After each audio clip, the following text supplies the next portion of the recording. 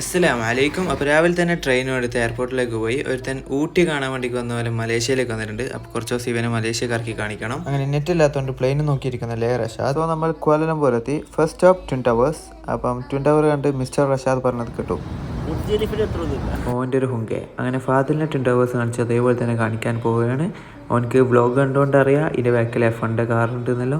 അങ്ങനെ F1 car കണ്ട് ഓന് അന്തം വിട്ട് കറങ്ങി തിരിയുകയാണ്. അങ്ങനെ 2-3 സെൽഫിയിലെടുത്ത് ഹോട്ടലിലേക്ക് വിട്ടു. ഹോട്ടലിൽ റൂം കാണുന്നതിന് മുമ്പേ പൂള് കാണുന്ന പോലും ഓനക്കല്ല എനിക്ക്. അങ്ങനെ പെട്ടിയെടുത്ത് വീഡിയോ എടുത്തതിന് എന്തെങ്കിലും എനിക്ക് കിട്ടി. അതും കഴിഞ്ഞ് റൂമിൽ പോയി ഫ്രഷായി വീണ്ടും ട്വിൻ ടവേഴ്സ്.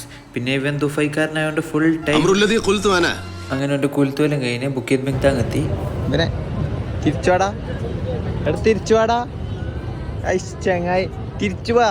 അങ്ങനെ അവിടുന്ന് കുറച്ച് ഫോട്ടോസും വീഡിയോസും എല്ലാം എടുത്ത് കുറെ അങ്ങോട്ടും ഇങ്ങോട്ടെല്ലാം നടന്ന് സെക്കൻഡ് ടോളസ്റ്റ് ബിൽഡിങ്ങും കാണിച്ചു കൊടുത്ത് ഒരു ബോബ സ്നാപ്പ് ഇട്ട് ഞാൻ മഗ്‌രിബ് കഴിഞ്ഞിട്ട് തിരിച്ച് റൂമിലേക്കും വിട്ട്. തിരിച്ചു വരുന്ന കയ്യിൽ തസ്ലീമിന്റെ വക ഒരു കേക്കും കിട്ടി. Back to assignment. കോഫിയെല്ലാം കുടിച്ച് ഞാനും ഷാദിലും ഹായും ഉണ്ട്. ഫേസ് കണ്ടിന് 2 ദിവസം ഉറങ്ങാത്ത ആളെ പോലെ തോന്നുന്നുണ്ടോ ഗൈസ്? അപ്പൊ ഞാൻ വീണ്ടും കെയിലെത്തി. So this is the next day. അങ്ങനെ പ്രസന്റേഷൻ കഴിഞ്ഞ് ഒഫീഷ്യലി സെം ബ്രേക്ക് സ്റ്റാർട്ട് ചെയ്തിരിക്കുന്നു. ഒഫീഷ്യലി അല്ല, ഞാൻ കുറച്ച് നേരത്തെ ബാക്കിയുള്ളതെല്ലാം ചെയ്ത് തീർത്ത് അങ്ങനെ വീണ്ടും റഷാദിന്റെ അടുത്തേക്ക് എത്തി. ബാക്കി നാളെ.